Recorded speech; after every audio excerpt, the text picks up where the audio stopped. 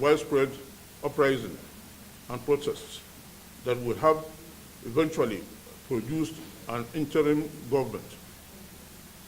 The repeated defeat of the terrorists made the opposition in the case of the People's Democratic Party (PDP) to be faced with the prospect of going into an election which is guaranteed to lose to the incumbent President Muhammadu Buhari, who is seeking a re-election on the platform of his party, the All Progressive Congress, APC. Recall that prior to this, the former president, Chief Olusegun Obasanjo, cobbled together several alliances and coalitions that failed woefully, like every other thing he has ever laid hands on. Even though Chief Obasanjo had in the past evoked God's wrath on himself if he ever returned to PDP, he tore his membership card to seal the curse. He has since fully returned to the PDP and is now its most popular gladiator, save the party's presidential candidate, Alhaji Atiku Abubakar.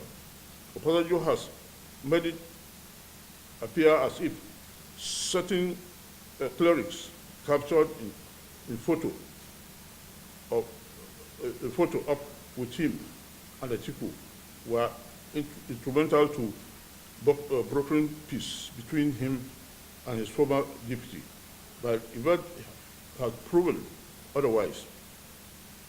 What they did in the Ota on the day they reportedly made peace was to further perfect their scheme against democracy in Nigeria.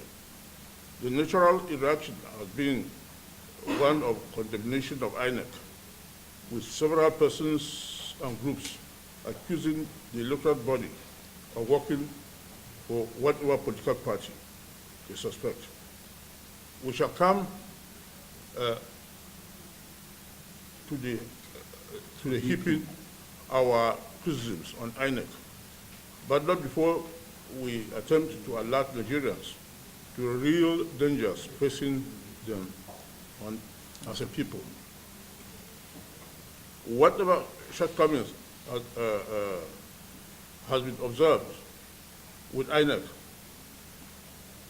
its state of readiness, its troubled election logistics, and battle with credibility crisis, among others, are nothing but symptoms.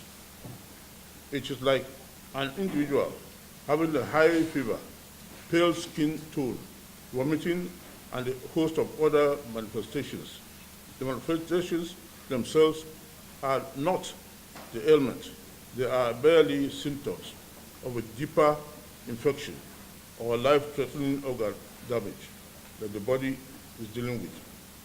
All efforts can be put into managing or treating the symptoms, but they will amount to naught if the root cause of the problem is not addressed.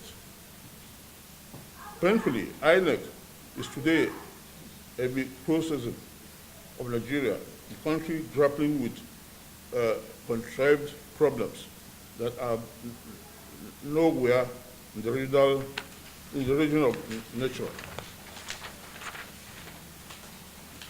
It is on record that the period preceding elections, prior to the postponement, witnessed or presented a spike in the number of Boko Haram attacks that the Nigerian army repeatedly repelled, often inflicting heavy casualty on the insurgents.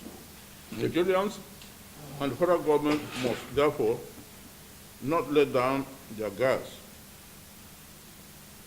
as the danger has not passed, but only retreated to mutate into something more evil than its previous option.